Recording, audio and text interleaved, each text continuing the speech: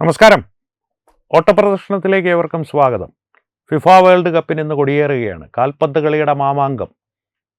ലോകത്ത് ഒരുപക്ഷെ ഏറ്റവും കൂടുതൽ കാണികളെ, കാഴ്ചക്കാരെ, ആസ്വാദകരെ ആകർഷിക്കുന്ന ഒരു കായിക വിനോദം ഫുട്ബോളായിരിക്കും. ഈ കാൽപന്ത് കളിയുടെ ഇത്രയും വലിയൊരു ആകർഷണത്തിൻ്റെ ഏറ്റവും വലിയ പ്രതിഫലനം നമുക്ക് കാണാൻ സാധിക്കുക ഒരുപക്ഷെ കേരളത്തിലായിരിക്കും.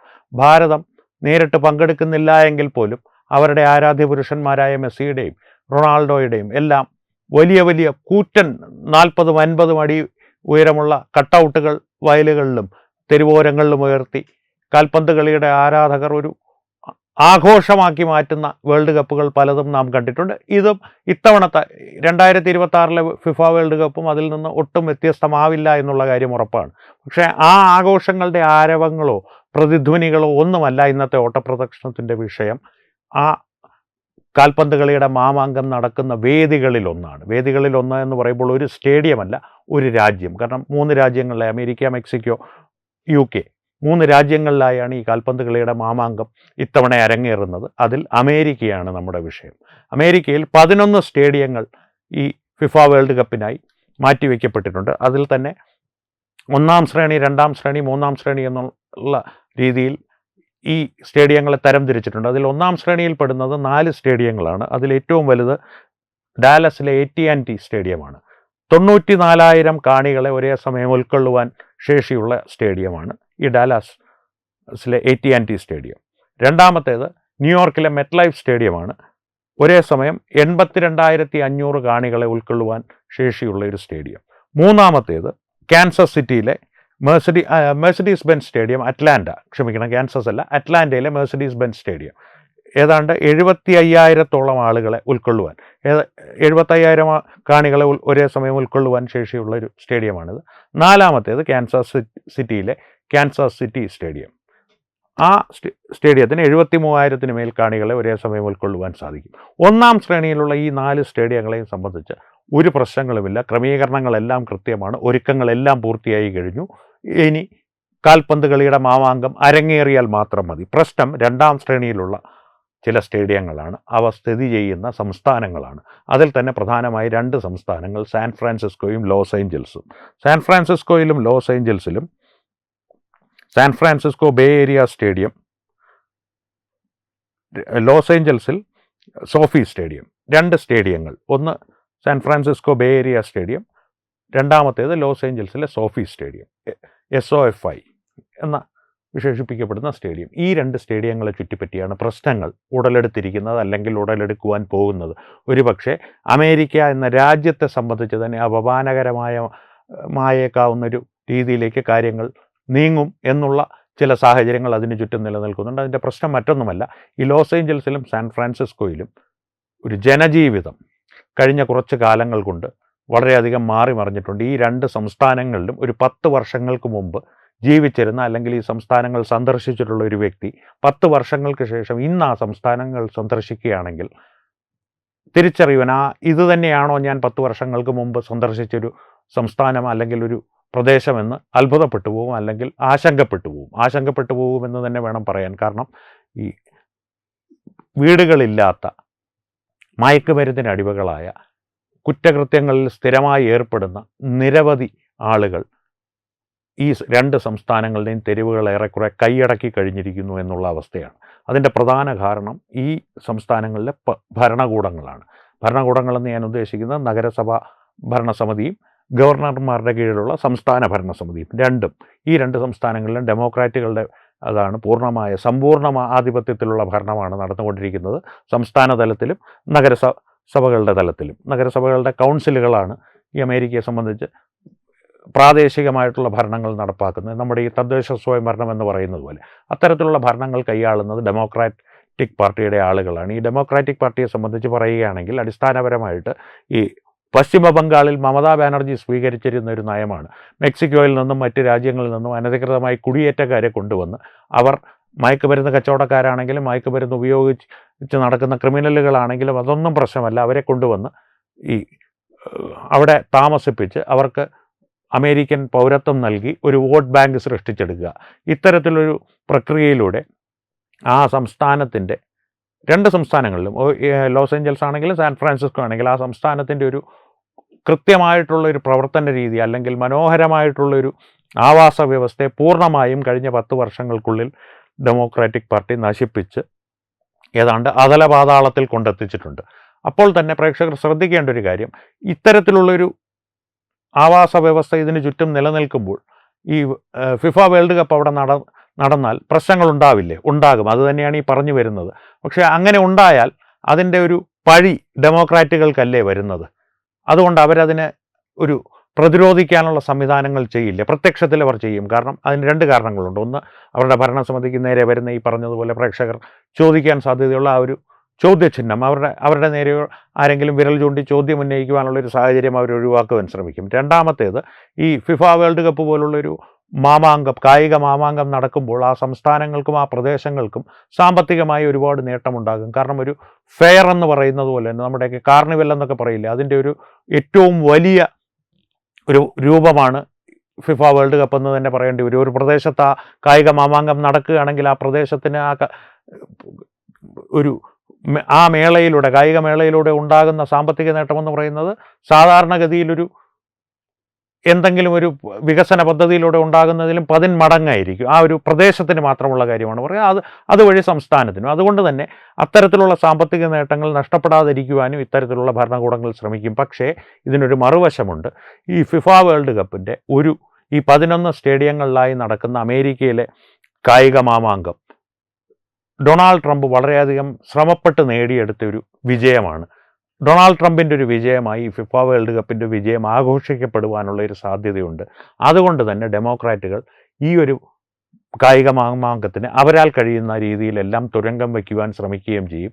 ഒരു പക്ഷേ ഈ ലോസ് ഏഞ്ചൽസിൽ ഗവർണർ ഗ്യാവിൻ ന്യൂസമിനെ പോലുള്ളവർ ലോസ് ഏഞ്ചൽസിന് സാമ്പത്തിക നഷ്ടം ഉണ്ടായാലും വേണ്ടില്ല, ട്രംപിനെ വിജയിക്കുവാൻ അല്ലെങ്കിൽ ട്രംപിന് നേട്ടമുണ്ടാകുവാൻ, ട്രംപിൻ്റെ നല്ല പേരുണ്ടാക്കി കൊടുക്കുവാൻ ഞാൻ അനുവദിക്കില്ല എന്നുള്ള തരത്തിൽ പെരുമാറുവാൻ പോലും സാധ്യതയുള്ള സാഹചര്യങ്ങൾ നിലനിൽക്കുന്നുണ്ട്.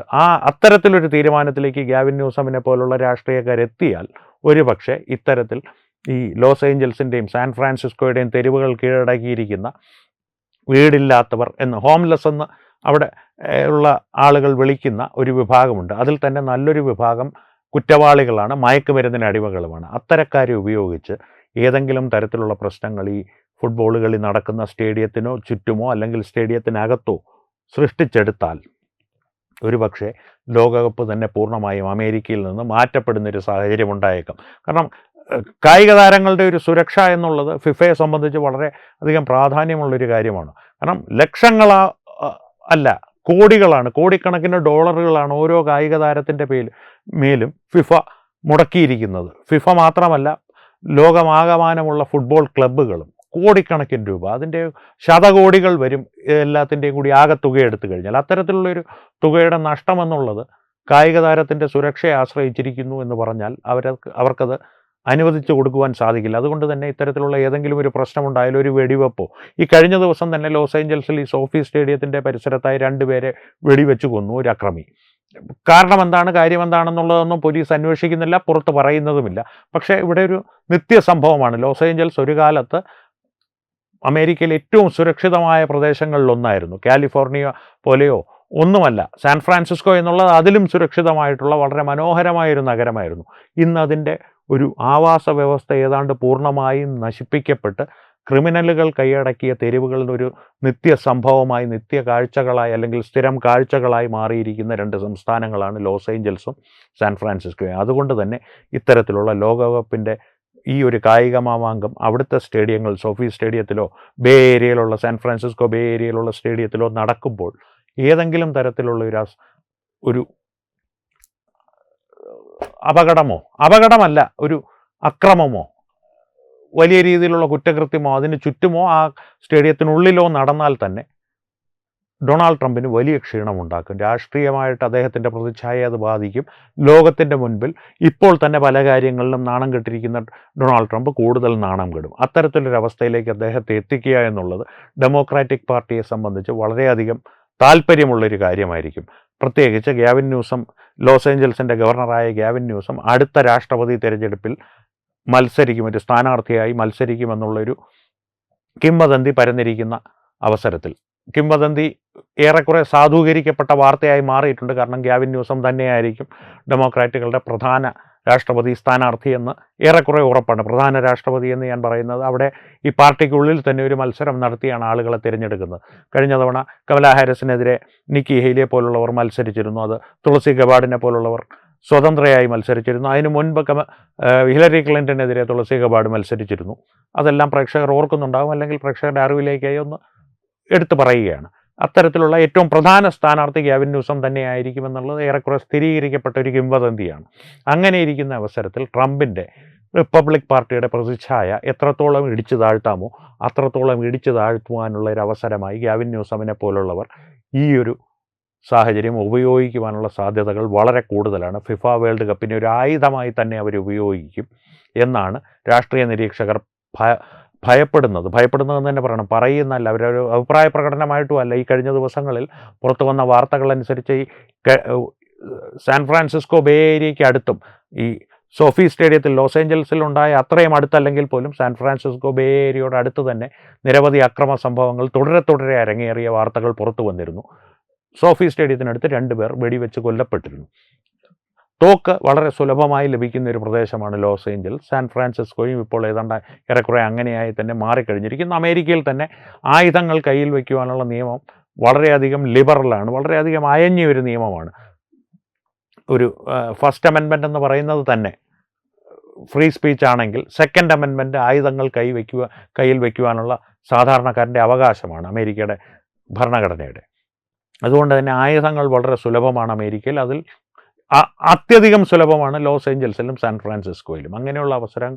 അങ്ങനെയുള്ളൊരു സാഹചര്യം നിലനിൽക്കുന്ന ഈ 2 സംസ്ഥാനങ്ങളിലും ഫിഫ വേൾഡ് കപ്പിനെതിരെ ആക്രമണങ്ങൾ ഉണ്ടായേക്കാവുന്ന സാഹചര്യങ്ങൾ ഇപ്പോൾ നിൽക്കുന്നുണ്ട്. പക്ഷേ എത്രത്തോളം ഫിഫ ഇതിനെക്കുറിച്ച് ബോധവാന്മാരാണ് എന്നുള്ള ആശങ്കയും രാഷ്ട്രീയ നിരീക്ഷകർക്ക് ഉണ്ട്. പ്രത്യേകിച്ച് ലോസ് ഏഞ്ചൽസിലും സാൻ ഫ്രാൻസിസ്കോയിലും പ്രവർത്തിക്കുന്ന പത്രപ്രവർത്തകർക്ക് ഉണ്ട്. കാരണം ഫിഫ ഇതിനെ സംബന്ധിച്ച് യാതൊരു ആശങ്കയോ അല്ലെങ്കിൽ എന്തെങ്കിലും ഒരു ഉത്കണ്ഠയോ ഒന്നും രേഖപ്പെടുത്തിയിട്ടില്ല, അല്ലെങ്കിൽ ഇതുവരെ വെളിപ്പെടുത്തിയിട്ടില്ല. അകമേ അവരുടേതായിട്ടുള്ള ഒരു സുരക്ഷാ സംവിധാനങ്ങൾ ചെയ്യുന്നുണ്ടോ എന്നുള്ളത് ഉറപ്പില്ല. കാരണം അവിടെ ആ പ്രദേശങ്ങളിലേക്ക് ഈ കായിക മാമാങ്കം എത്തുമ്പോൾ, കൃത്യമായി കളികൾ ഷെഡ്യൂൾ ചെയ്യപ്പെടുമ്പോൾ മാത്രമേ അതിനെ സംബന്ധിച്ചുള്ള കൂടുതൽ വിവരങ്ങൾ നമുക്ക് ലഭ്യമാവുകയുള്ളൂ. പക്ഷേ ആശങ്കപ്പെടേണ്ട ഒരു സാഹചര്യമാണ് ഈ 2 സംസ്ഥാനങ്ങളിലും നിലനിൽക്കുന്നത്. ഒരുപക്ഷെ അമേരിക്കയിൽ നിന്ന് ലോകകപ്പിൻ്റെ വേദി തന്നെ പൂർണ്ണമായും മാറ്റപ്പെട്ടേക്കാവുന്നൊരു സാഹചര്യം ഉണ്ടായേക്കാം. ഇതിനെ പിന്തുടർന്ന് ഏതെങ്കിലും ഒരു തരത്തിലുള്ള അനിഷ്ട സംഭവം അവിടെ ഉണ്ടാകുവാനുള്ള സാധ്യതകൾ വളരെ വലുതാണ്. അങ്ങനെ ഉണ്ടാകാതിരിക്കട്ടെ എന്ന് നമുക്ക് പ്രാർത്ഥിക്കാം. ട്രംപിനോടുള്ള സ്നേഹം കൊണ്ടല്ല, കാൽപന്ത് കളിയോടുള്ള സ്നേഹം കൊണ്ട്. കാരണം ഞാൻ ആദ്യമേ തുടക്കത്തിലേ പറഞ്ഞതുപോലെ തന്നെ ഇത്തരത്തിൽ കാണികളെ ഒരുമിപ്പിക്കുന്ന, കാണികളെ സ്വാധീനിപ്പിക്കുന്ന, ആസ്വാദനത്തിൻ്റെ കൊടുമുടിയിലേക്ക് അവരെ കൊണ്ടുപോകുന്ന മറ്റൊരു കായിക വിനോദവും ഇല്ല തന്നെ. കാരണം ഇതിപ്പോൾ പ്രേക്ഷകരുമായി ഈ ഒരു വാർത്ത പങ്കുവയ്ക്കുമ്പോഴോ അല്ലെങ്കിൽ ഈ ഒരു വിശകലനം നടത്തുമ്പോഴോ, ഈ ഓട്ടപ്രദർശനത്തിൽ ഇക്കാര്യങ്ങൾ പ്രേക്ഷകരോട് പറയുമ്പോഴോ എൻ്റെ മനസ്സിൽ ഓടിക്കൊണ്ടിരിക്കുന്നത് റൊണാൾഡീഞ്ഞോയെ പോലുള്ള ഒരു കളിക്കാരൻ്റെ കാലിൻ്റെ ഒരു താളമാണ്. കാലിൽ നിന്ന് ആകാശത്തേക്കും, ആകാശത്ത് നിന്ന് നെഞ്ചിലേക്കും, നെഞ്ചിൽ നിന്ന് അടുത്ത എതിരാളിയുടെ തലയ്ക്ക് മീതെ കൂടി അപ്പുറത്തേക്ക് പാസ് ചെയ്ത ആ ഒരു ഒഴുക്ക്, കളിയുടെ ഒഴുക്ക് ഒരു കായിക താരത്തിനോടൊപ്പം, ഒരു കളിക്കാരനോടൊപ്പം മൈതാനം നിറഞ്ഞു നീങ്ങുന്നത്, അതേ സമയത്ത് തന്നെ കാണികളുടെ മനസ്സിലൂടെ അതിങ്ങനെ ഒഴുകുന്ന ഒരു കാഴ്ചയാണ് എൻ്റെ മനസ്സിൽ തെളിഞ്ഞു വരുന്നത്. അതുകൊണ്ട് തന്നെ ആ കായിക വിനോദത്തോടുള്ളൊരു സ്നേഹം കാരണം, ഒരു ആദരവ് കാരണം, ഒരു താല്പര്യം കാരണം മുടങ്ങാതിരിക്കട്ടെ ഫിഫ വേൾഡ് കപ്പ്. ട്രംപിനോടുള്ള വിരോധം കായിക വിനോദത്തിനോടുള്ള വിരോധമായി മാറാതിരിക്കട്ടെ എന്ന് പ്രാർത്ഥിക്കാം നമുക്ക്. Web desk Tatwamayi.